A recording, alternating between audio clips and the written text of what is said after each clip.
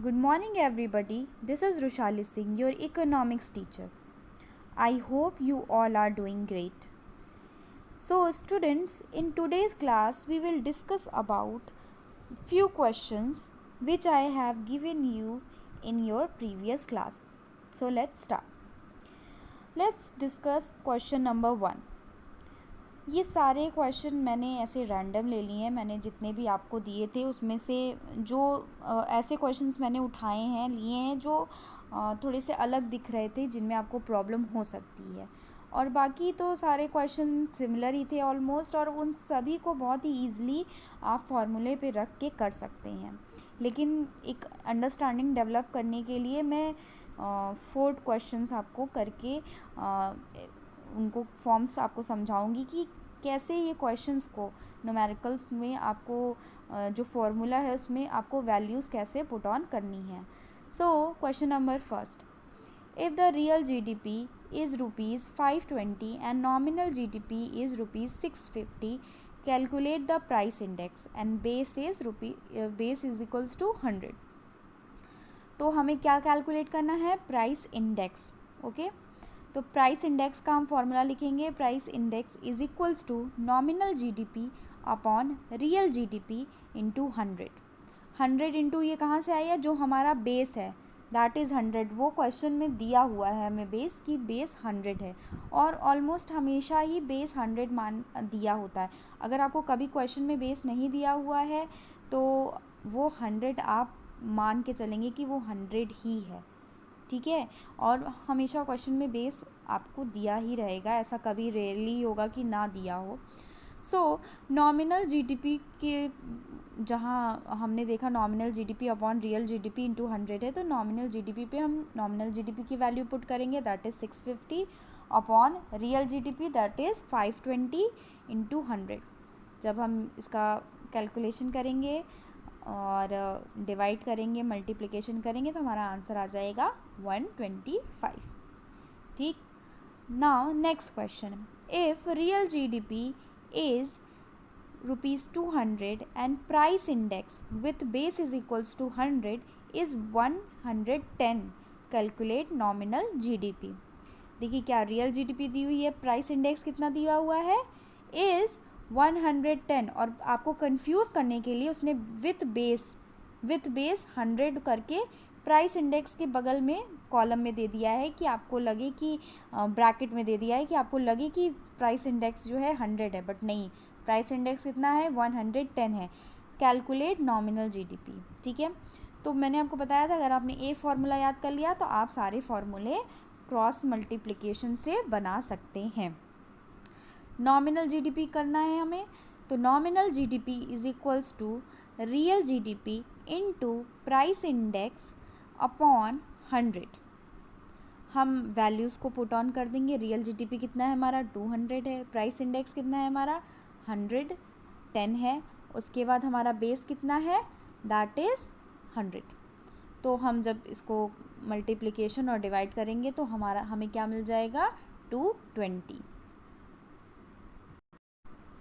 Okay, the next question. Assuming real income to be 200 crore and price index to be 135, ये भी and calculate nominal income. इसमें भी हमें क्या फाइंड करनी है? नॉमिनल इनकम ही फाइंड करनी है. So nominal income is equals to, हमें पता है क्या? Real income into price index upon 100. ठीक.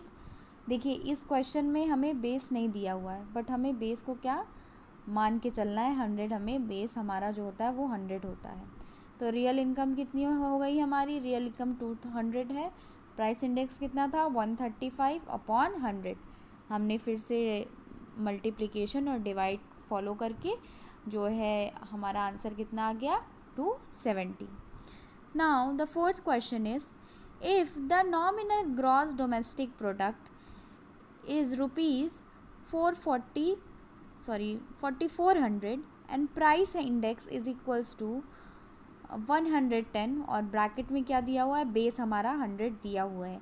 Calculate the real gross domestic product. अब इसमें नॉमिनल ग्रॉस डोमेस्टिक प्रोडक्ट और रियल ग्रॉस डोमेस्टिक प्रोडक्ट की बात हो रही है. तो हमें कंफ्यूज नहीं होना है। वो बस ग्रॉस डोमेस्टिक प्रोडक्ट उसने क्या, नॉमिनल जीडीपी को उसने एकदम से फुल फॉर्म में लिख दिया है, रियल जीडीपी को क्या किया है, फुल फॉर्म में रख दिया है। तो हमें इससे में कंफ्यूज नहीं होना है। अब हमें रियल जीडीपी निकालनी है, that is real gross domestic product. तो real GDP is equals to nominal GDP upon price index into 100। हम वैल्यूज़ को पुट ऑन करेंगे। तो नॉमिनल जीडीपी हमारी कितनी है, 4400, प्राइस इंडेक्स 110 इनटू बेस हमारा जो 100 है। जब हम मल्टीप्लिकेशन एंड डिवाइड फॉलो करेंगे तो हमारा 400 आंसर आ जाएगा। आई होप स्टूडेंट्स कि आपको nominal GDP and real GDP समझ में आया होगा, इसके न्यूमेरिकल्स आपको समझ में आए होंगे। बहुत ही छोटे छोटे न्यूमेरिकल्स होते हैं इसमें, और आपको नंबर गेन करने में ये बहुत हेल्प करते हैं। बस आपका कंसेप्ट जो है क्लियर होना चाहिए, आपको फॉर्मूले लर्न होने चाहिए। सो नाउ स्टूडेंट्स, हम आगे बढ़ते हैं। आवर नेक्स्ट टॉपिक, हम अब स्टार्ट करेंगे अपना नेशनल इनकम अकाउंटिंग। हमने इसमें जो भी छोटे टर्म्स थे, जो भी डेफिनेशंस थी, जो भी कॉन्सेप्ट्स थे, उनको सभी को हमने देख लिया है। तो अब हम अपने कैलकुलेशन, जो नेशनल इनकम की कैलकुलेशन होती है, उसकी तरफ बढ़ते हैं।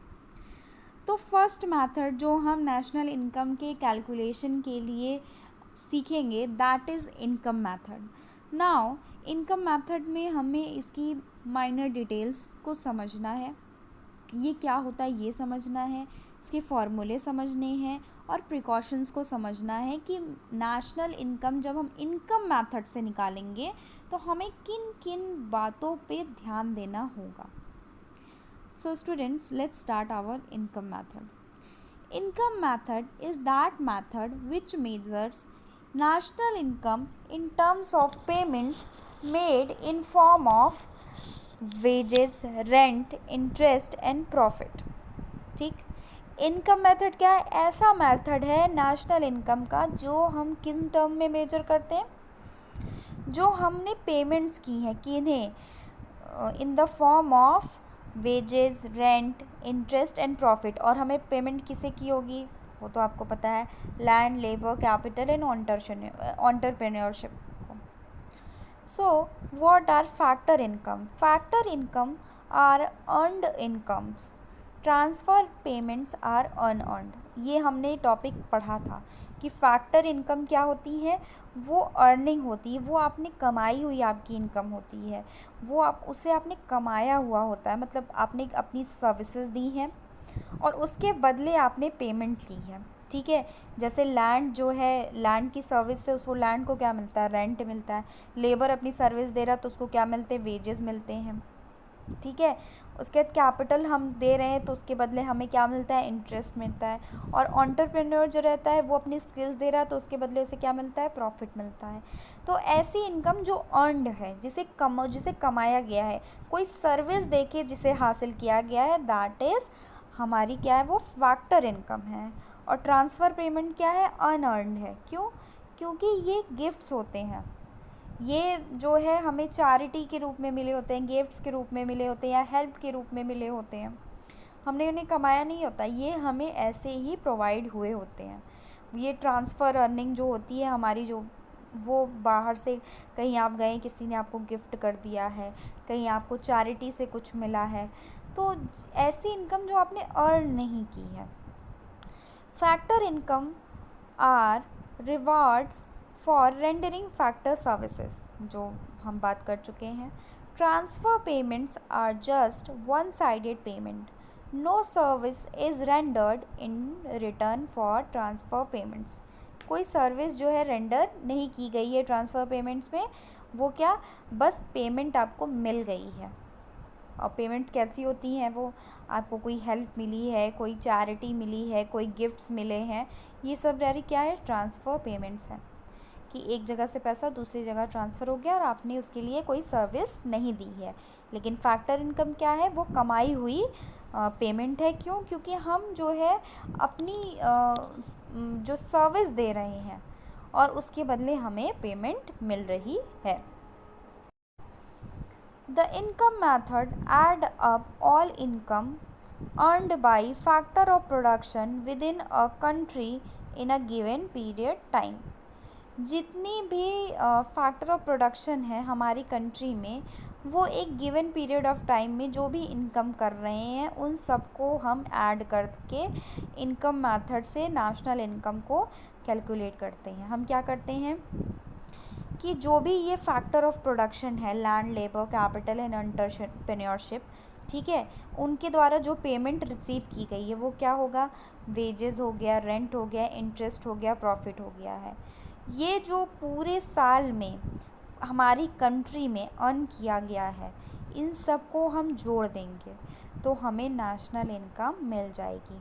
हम क्या करेंगे, हम जो है जो भी हमें फैक्टर पेमेंट्स मिली हैं एक साल में, ठीक है, एक अकाउंटिंग पीरियड में, वो सारी इनकम को हम ऐड कर देते हैं किसमें, नेशनल इनकम, जब हम इनकम मेथड के द्वारा निकालते हैं या कैलकुलेट करते हैं या मेजर करते हैं।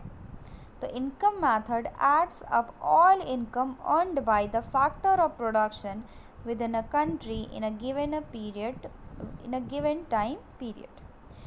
Included in this is wages earned by labor, rent from land use, interest earned from capital goods and profit earned by entrepreneurs। Simple है कि फैक्टर ऑफ प्रोडक्शंस हमारे land, labour, capital and entrepreneur हैं।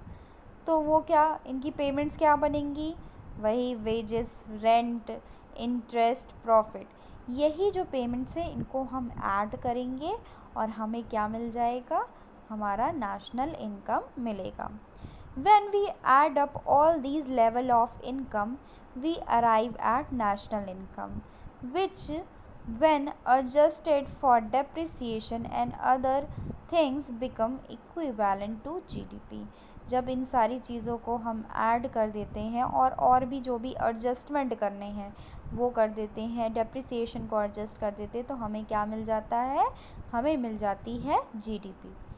तो income method simply क्या है कि जो भी फैक्टर ऑफ पेमेंट्स हुए हैं, फैक्टर ऑफ प्रोडक्शन ने जो भी फैक्टर ऑफ पेमेंट्स रिसीव किए हैं उनको हम ऐड अप कर देते हैं और हमें नेशनल इनकम मिल जाती है। सो स्टूडेंट्स, इन इनकम मेथड, जब भी हम इनकम मेथड के थ्रू नेशनल इनकम को कैलकुलेट करते हैं तो फॉर्मूला उसका क्या होता है वो हम देखते हैं। NDP at FC, net domestic product at factor cost, is equals to compensation of employees plus operating surplus plus mixed income. ये जो सारे टर्म्स हैं इन्हें हम अभी और एलोबरेट करके पढ़ेंगे। पहले हम समझते हैं कि NDP at FC ही क्यों हमारा होता है नेशनल इनकम में, इनकम मेथड में हम NDP at FC को ही क्यों ऐसे फॉर्मूले के रूप में देखते हैं। ये हमारा डोमेस्टिक इनकम है, जो भी हमारे फैक्टर ऑफ प्रोडक्शन है वो क्या अर्न कर रहे हैं, वो हमारे डोमेस्टिक टेरिटरी के अंदर जो भी अर्न कर रहे हैं वही इंक्लूडेड है, इसलिए ये डोमेस्टिक है, ठीक है, नेट डोमेस्टिक प्रोडक्ट। फिर एट फैक्टर प्राइस है, ये फैक्टर प्राइस है, मतलब इसमें क्या, इसमें नेट इनडायरेक्ट टैक्स ऐड नहीं है, जो भी टैक्सेस हैं वो टैक्सेस इसमें इंक्लूडेड नहीं है। और ये नेट है, नेट का कॉन्सेप्ट है कि मतलब इसमें डेप्रिसिएशन एंड अदर फैक्टर्स जो है निकाल दिए गए हैं, ये प्रॉपर क्या जो पेमेंट रिसीव हुई है सिर्फ वही है, ठीक है। तो NDP at FC income method में हम जब भी क्या नेशनल इनकम को कैलकुलेट करेंगे तो हम यही फॉर्मूला लगाएंगे NDP at FC। तो इनकम मेथड में हमें क्या मिलता है, NDP at FC मिलता है। NDP at FC is equals to compensation of employees plus operating surplus plus mixed income. Now it is income method, it is also called distributed share method or factor payment method According to this method, national income is estimated in terms of factor payments, compensation of employees, rent, interest, and profit to the owner's household of factor of production, that is labor, land, capital, and enterprise during an accounting year. Sum total of factor incomes generated within the domestic territory of a country by residents or non-residents is called domestic income. Net factor income from abroad is added to domestic income to find national income. ठीक, national income हम क्या यहाँ पे find कर रहे हैं, NDP at FC. मैंने क्या बताया कि ये डोमेस्टिक लेवल की इनकम हमारी है. इस डोमेस्टिक लेवल की इनकम को हमें नेशनल इनकम में कन्वर्ट करना होगा, क्योंकि हम क्या यहाँ नेशनल इनकम का कैलकुलेशन कर रहे हैं. तो हमारा नेशनल इनकम क्या होता है, NNP at FC, net national product at factor cost. तो हम फॉर्मूला क्या करेंगे, बस हमें क्या उस डी को एन में कन्वर्ट करना है, डोमेस्टिक को नेशनल में कन्वर्ट करना है. सो सिंपल है. डोमेस्टिक को नेशनल में हम कैसे कन्वर्ट करेंगे, उसमें एनएफआईए को प्लस करके, net factor income from abroad को ऐड करके.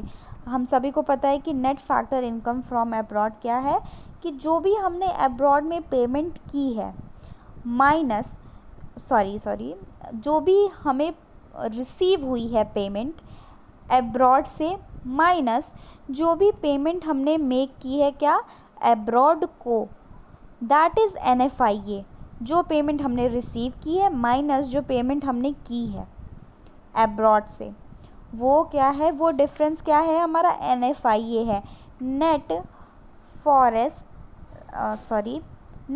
Factor income from abroad. हमारा जो एनएनपी एट एफसी है वो क्या है, वो नेशनल इनकम है. एनएनपी एंड एफसी जब भी नेशनल इनकम को निकालने के लिए कहा जाएगा तो हमें एनएनपी एट एफसी को ही निकालना है. सो हमने क्या पहले निकाला, इनकम मेथड से हमें क्या मिलेगा, एनडीपी एट एफसी मिलेगा. उसे हमें क्या करना होगा, उसे हमें चेंज करना होगा एनएनपी एट एफसी में, जो कि हम क्या करेंगे, net factor income from abroad को उसमें ऐड करके हम उसे एनएनपी एट एफसी में चेंज कर देंगे.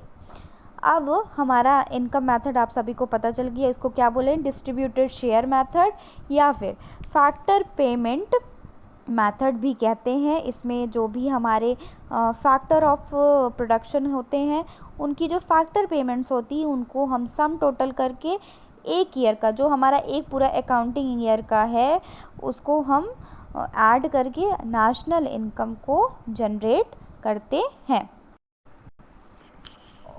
ओके स्टूडेंट्स, अब हम इसके डिफरेंट कंपोनेंट्स को समझते हैं. The first one is compensation of employees. Now what is compensation of employees? जो हम लेबर जिसको कहते हैं, ठीक है, लेबर जो हम लेबर को वेजेस देते हैं, that is compensation of employees. इसमें फर्स्ट आता है wages and salaries in cash. जो भी कोई लेबर है या फिर कोई पर्सन है वो जो वर्क कर रहा है तो उसे वेजेस और सैलरीज जो भी कैश में मिल रहे हैं वो, ये सारी चीज़ें हम इंक्लूड कर रहे हैं. क्यों, क्योंकि हमें इन्हें नेशनल इनकम में जोड़ना है, हमें नेशनल इनकम निकालनी है. तो first of all compensation of employee में क्या आएगा, कंपनसेशन ऑफ एम्प्लॉय मतलब आप एम्प्लॉई है उसको कुछ मिल रहा है, किसी तरीके का बेनिफिट मिल रहा है, उसको कंपनसेशन मिल रहा है, तो उनकी बातें हम करेंगे. तो the first one is wages and salaries in cash. It refers to cash paid और transfer to the salary account of the employee by the employer as a reward for the work done during a period of an accounting year. उसने जो भी काम किया उसके बदले जो उसे रिवॉर्ड मिला है, किस फॉर्म में, wages and salaries in cash, उसको जो पैसे के रूप में मिला है. Now second one is payment in kind. It refers to benefit in kind like rent free accommodation given to the employees by the employer. Payment in kind, कि जो पेमेंट हो रही है वो काइंड में हो रही है। काइंड का मतलब किसी प्रकार से हो रही है, ठीक। अब जैसे बहुत सारी कंपनीज़ होती हैं, क्या करती हैं, उनके यहाँ जो एम्प्लॉयज़ काम करते हैं, उनकी सुविधा के लिए उन्हें रहने के लिए फ्लैट्स दे देती हैं, टैक्सी सर्विस प्रोवाइड करा देती हैं। ज़्यादातर आपने कभी सुना होगा तो बीपीओ वगैरह जो होते हैं, जो कॉल सेंटर होते हैं, वो अपने एम्प्लॉयज़ को घर भी छोड़ते हैं और ले भी आते हैं, ठीक है। और बहुत सारी कंपनीज़ फ्लैट्स वगैरह प्रोवाइड कराती हैं रहने के लिए, हेल्थ सर्विसेज प्रोवाइड कराती हैं। तो ये सारी क्या पेमेंट इन काइंड करती है जो भी, वो भी इंक्लूड होगा हमारे नेशनल इनकम में। ये सारी जो भी सर्विसेज हैं जो पेमेंट इन काइंड में है, जो फ्री में जो है कंपनीज़ जो है अपने एम्प्लॉयज़ को दे देती हैं, ये इनकी एक इम्प्यूटेड वैल्यू होती है। Now what is imputed value?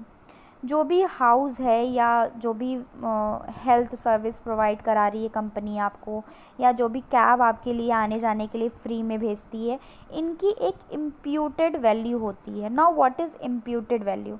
Imputed value का मतलब सिंपली यही है कि जो चीज़, जो सर्विस वो आपको प्रोवाइड करा रहे हैं, उसके वो आपसे पैसे नहीं ले रहे हैं, ठीक है, लेकिन उसकी मार्केट में कुछ तो वैल्यू होगी। वो जो भी घर है, मान लो वो आपसे पैसे नहीं ले रहा है, लेकिन जब वो उस घर को मान लीजिए किसी को रेंट पे दे देगा, तो जो है उसको पैसे मिलेंगे ना, उसकी कोई मार्केट वैल्यू होगी ना उस घर की, तो वो उस चीज़ की इम्प्यूटेड वैल्यू है। वो भले ही आपसे उस फ्लैट का रेंट नहीं ले रहा है, बट उसकी कोई वैल्यू तो होगी। इम्प्यूटेड जो भी वैल्यू होती है वो मार्केट वैल्यू होती है उस प्रोडक्ट की, उस चीज़ की, भले ही वो आपको फ्री और ऑफ कॉस्ट प्रोवाइड हो रही है।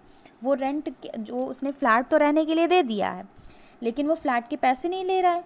फ्लैट जो उसने फ्री में दे दिया है, उसका एम्प्लॉय रह रहा है, लेकिन उस फ्लैट की कुछ तो कीमत होगी। वो फ्लैट तो ऐसा तो नहीं उसकी मार्केट में कोई वैल्यू ही नहीं होगी। उसका जो रेंट होगा, वो जो वो जो कंपनी अपने ऊपर उठा रही है, वो क्या है, वो उसकी इम्प्यूटेड वैल्यू है उस फ्लैट की। तो जो हमारी इम्प्यूटेड वैल्यू होती है उसे भी हम अपने नेशनल इनकम में इंक्लूड करते हैं। Now, the third one is employer's contribution to social security. It refers to such payment as provident fund contribution by the employer on behalf of the employees. जो भी provident funds वगैरह होते हैं employers जो अपने employ के behalf पे देते हैं, जो लोगों की सैलरी कट जाती है प्रोविडेंट फंड में चली जाती है, वो भी हमारे नेशनल इनकम में कंपनसेशन ऑफ एम्प्लॉयज़ के पॉइंट में ऐड होगी। Pension on retirement, to be specific, it does not refers to old age pension. It refers to pension payment as a part of service contract between the employer and employee. ये क्या कोई old age pension नहीं होती, ये क्या है, एक तरह का पेंशन पेमेंट क्या होता है, एक सर्विस कॉन्ट्रैक्ट होता है कि भाई आप जो है जो भी पेमेंट एक्सेट्रा है उसका एक कॉन्ट्रैक्ट है कि बस इस एज के बाद जब मैं काम करने के लायक नहीं रहूँगा तो तब भी आप जो है हमें कुछ पेमेंट करेंगे। हम समझते हैं ओल्ड एज पेंशन और रिटायरमेंट पेंशन दोनों में क्या डिफरेंस है। Old age pension are unilateral payment और ट्रांसफ़र पेमेंट, ठीक है। ओल्ड एज पेंशन क्या है, ट्रांसफ़र पेमेंट है, वो आपको ऐसे ही दी जा रही है as a charity, as a help, कि आप ओल्ड एज के हो गए, आप कुछ काम नहीं कर सकते, तो आपके सर्वाइवल के लिए। These are not included in the estimation of national income. चूँकि वो ट्रांसफ़र पेमेंट है, ट्रांसफ़र इनकम है, तो वो नेशनल इनकम में नहीं इंक्लूड होगी। On the other hand, retirement pension are like a deferred wage. These are related to factor services rendered by the recipients prior to their retirement. Accordingly, these are included in estimation of national income. एक service contract जो लोग ने किया रहता है पहले से ही कि इतने साल के बाद जब वो कंपनी में जाते हैं कि 60 साल के बाद कंपनी उनके लिए रिटायरमेंट उनका हो जाने पे उन्हें कुछ पेमेंट करेगी। तो वो क्या, वो जो उन्होंने पहले सर्विस करी है, उन्होंने जो पहले उनको सर्विस दी है, उसी का ही ये एक पार्ट है, उसी की ये पेमेंट है, इसलिए ये क्या, ये नेशनल इनकम में इंक्लूड हो। Now the second component in income method is operating surplus. Operating surplus में हम फर्स्ट चीज़ क्या देखेंगे, 3 चीज़ें हम ऑपरेटिंग सरप्लस में जो क्या करते हैं, ऐड करते हैं, that is rent, interest and profit. सबसे पहले हम रेंट की बात करते हैं। एक तो नॉर्मल रेंट होता है, कोई घर है उसका रेंट है, कोई आप कहीं रह रहे हो उसका रेंट है, वो इंक्लूड होगा, ठीक है। लैंड है, लैंड पे आप कुछ काम कर रहे हो तो वो इंक्लूड होगा, ठीक है। सेकंड इसमें क्या है, इसमें रॉयल्टी है। रॉयल्टी क्या होती है कि आपने अपनी किसी चीज़ का राइट, अपनी कोई चीज़ आपने यूज़ करने का राइट किसी को दे दिया है। Royalty refers to income received for granting or leasing right to use intellectual property or physical asset। आप रॉयल्टी में क्या करते हैं, आप उनको राइट दे देते हैं, क्या, कोई प्रॉपर्टी, इंटेलेक्चुअल आपकी प्रॉपर्टी है या फिर कोई फिजिकल एसेट है, उसे यूज़ करने के लिए, ठीक है। और लैंड का रेंट तो हम सब जाने कि अगर आप मेरा जो है लैंड यूज़ कर रहे हैं तो उस पर आप हमें क्या करेंगे, आप हमें रेंट देंगे, ठीक है। इसमें भी इम्प्यूटेड रेंट भी एक आता है जो हमने अभी इम्प्यूटेड पढ़ा था। तो जैसे अगर कोई घर है वो आपको फ्री ऑफ कॉस्ट दे दिया गया है, लेकिन उसकी कुछ तो मार्केट वैल्यू होगी ना, तो इम्प्यूटेड रेंट जो भी होगा वो हमारे नेशनल इनकम के कैलकुलेशन में आएगा। उसी तरह रॉयल्टी भी हमारे नेशनल इनकम के कैलकुलेशन में आएगी, और रेंट तो आपको पता ही है। तो रेंट के अंदर ही हमारी रॉयल्टी आती है कि रेंट हम जो कोई भी जगह है यूज़ करने के लिए दे रहे हैं उस पर हम रेंट लेंगे। रॉयल्टी क्या है कि हम क्या कोई हमारे पास इंटेलेक्चुअल प्रॉपर्टी है या फिज़िकल एसेट है, कोई होता नहीं, कोई आइडिया है, कोई सामान है, उस पर मेरा राइट है, तो हम कोई किताब है तो हम उसको आपको लीज़ कर देंगे, ग्रांट कर देंगे राइट कि आप इसको यूज़ कर सकते हैं, तो वो रॉयल्टी होती है, ठीक। तो और इम्प्यूटेड रेंट मैंने बता दिया कि इम्प्यूटेड रेंट क्या होता है कि जो भी मार्केट वैल्यू होगी उस हाउस की, दैट इज़ इम्प्यूटेड रेंट, वो भी इंक्लूड होगी हमारे नेशनल इनकम में। Now the second component is interest, ठीक। इंटरेस्ट कभी भी आप ये जान लीजिए कि जो भी कैपिटल हम होगा उस पर हम इंटरेस्ट देंगे, लेकिन प्रोडक्टिव सर्विसेज के लिए जो लोन लिए जाएंगे सिर्फ उन पे ही इंटरेस्ट जो होगा वो हमारा नेशनल इनकम में कैलकुलेट होगा। जो भी प्रोडक्टिव सर्विसेज रहेंगी उस पे जो लोन लिए जाएंगे वही जो हमारा इंटरेस्ट होगा वही कैलकुलेट होगा। अगर कोई इंटरेस्ट गवर्नमेंट लेती है, जैसे गवर्नमेंट पब्लिक डेट है कोई जो गवर्नमेंट जगह जगह से लोन लेती है अपने काम को चलाने के लिए, क्योंकि गवर्नमेंट हमेशा डेफिसिट में रहती है, उसके पास पैसे पूरे नहीं होते कि वो वेलफेयर स्कीम्स चला सके, तो गवर्नमेंट क्या करती है, जगह जगह से लोन लेती है। तो वो लोन का जो इंटरेस्ट गवर्नमेंट देती है उसे हम नेशनल इनकम में नहीं कैलकुलेट करते हैं, ठीक है, क्योंकि वो कोई भी प्रोडक्टिव वहाँ पे काम नहीं हो रहा है, वो जो है उसका पब्लिक डेप्ट है, ठीक।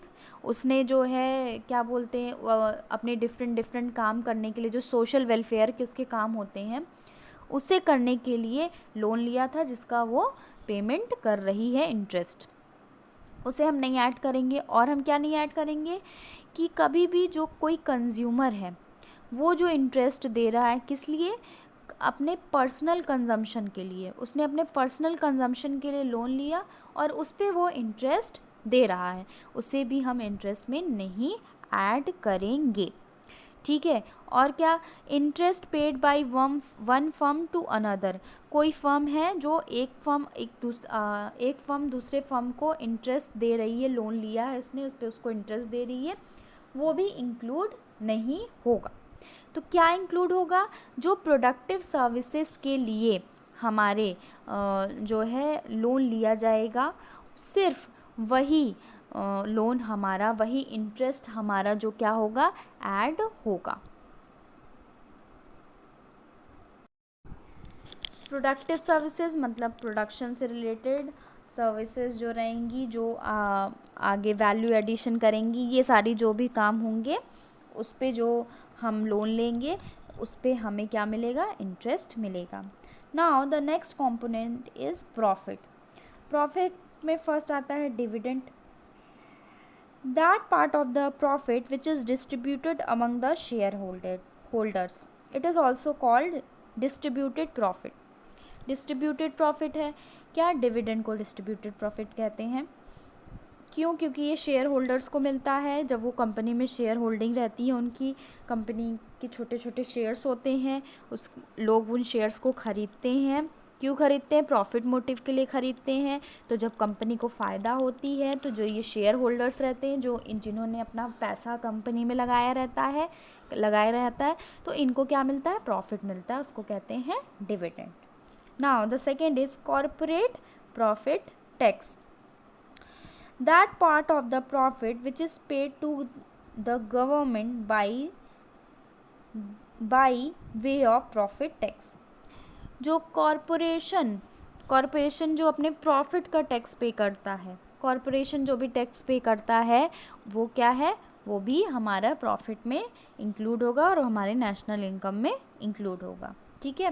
Then third is undistributed profit, that part of the profit which is retained by the firm for future, particularly to meet some contingent expenses.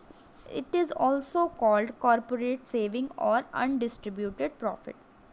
ऐसा प्रॉफिट, अनडिस्ट्रीब्यूटेड प्रॉफिट के 3 पार्ट है। पहला तो डिविडेंड था जो कि शेयर होल्डर्स को दे दिया गया था। सेकंड क्या है, कॉर्पोरेट प्रॉफिट टैक्स है कि जो कि टैक्स के रूप में दिया जाता है। और थर्ड क्या है, अनडिस्ट्रीब्यूटेड प्रॉफिट है कि ऐसा प्रॉफिट जो कि कंपनी अपने पास रखती है कि अगर आगे चल के कोई भी ऐसी सिचुएशन, अनफोर्सीन सिचुएशन हो, कोई एक्सीडेंटल प्रॉब्लम आ जाए, कोई टेक्नोलॉजी से रिलेटेड प्रॉब्लम आ जाए, मतलब अपने फ्यूचर के लिए बचा के रखती है, दैट इज़ अनडिस्ट्रीब्यूटेड प्रॉफिट। और इसको क्या, कॉर्पोरेट सेविंग भी कहते हैं। ये भी हमारे नेशनल इनकम में इंक्लूड होगी। Now the third component in income method is mixed income. Now what is mixed income? Mixed income refer to income of the self-employed person using their own labor, land, capital and entrepreneurship in their household enterprises. These income are a mixture of wages, rent, interest and profit. That is why it is called mixed income. Separate estimation of wages, rent, interest and profit is not possible because factor of production are not hired or purchased from the market.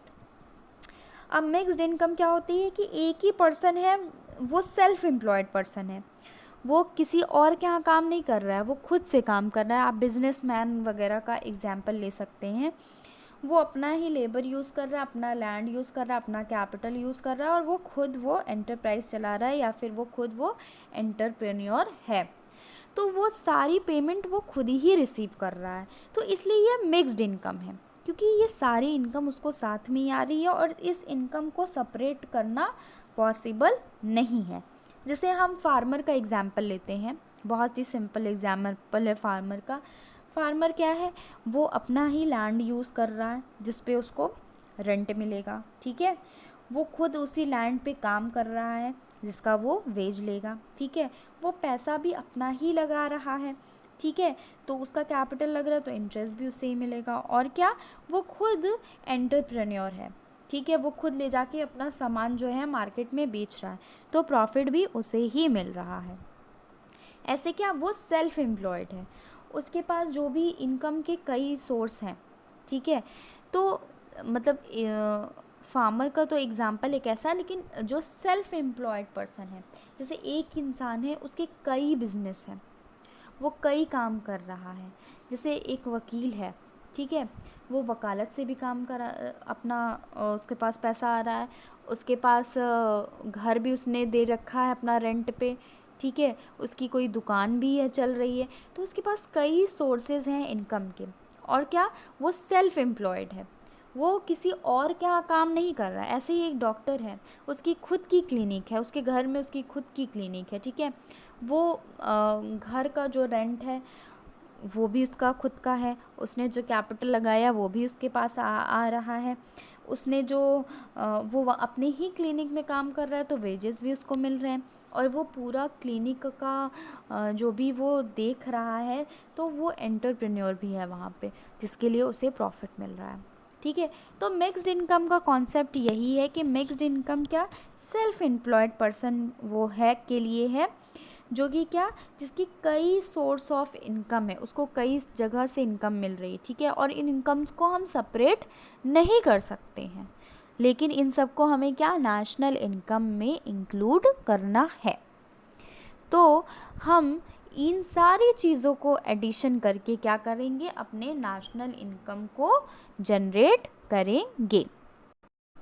So students, इन सारी चीज़ों से को जब हम add on करेंगे तो हमें क्या मिलेगा, हमें अपना नेशनल इनकम मिलेगा through income method, that is NDP at FC is equals to compensation of employees plus operating surplus plus mixed income. Okay, फिर हमें जब NDP at FC मिल जाएगा तो हम उसमें क्या करेंगे, उसे NNP at FC में चेंज करने के लिए एंड क्या करेंगे, NDP at FC plus NFIA, net factor income from abroad, उसको हम ऐड कर देंगे, तो हमें national income through income method मिल जाएगा। ओके, आई होप स्टूडेंट्स आपको ये समझ में आया होगा। इस फॉर्मूले, इस इनकम मेथड में कुछ प्रिकॉशंस भी हैं जो हम फर्दर डिस्कस करेंगे। Thank you.